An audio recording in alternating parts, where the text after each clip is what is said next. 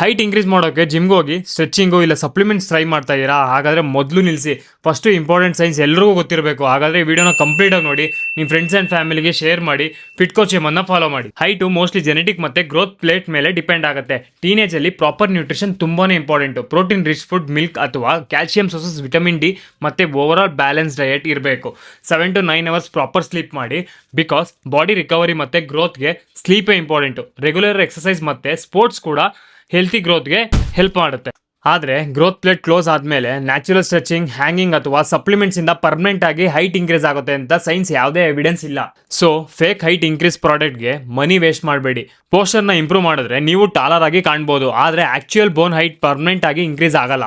ಹಾಗಾದರೆ ನಿಮಗೆ height growth ಬಗ್ಗೆ ಕಂಪ್ಲೀಟ್ ಫುಡ್, ಎಕ್ಸಸೈಸ್ ಮತ್ತು ಸ್ಲೀಪ್ ಗೈಡ್ ಬೇಕಾ? ಕಮೆಂಟಲ್ಲಿ ಹೈಟ್ ಅಂತ ಟೈಪ್ ಮಾಡಿ, ನಾನು ಕಂಪ್ಲೀಟ್ PDF ಡೀಟೇಲ್ಸ್ ಶೇರ್ ಮಾಡ್ತೀನಿ. ಈ ಇನ್ಫಾರ್ಮೇಷನ್ ವಿಡಿಯೋ ಯೂಸ್ಫುಲ್ ಅನಿಸಿದರೆ ಸೇವ್ ಮಾಡಿ, ಶೇರ್ ಮಾಡಿ, ಲೈಕ್ ಮಾಡಿ.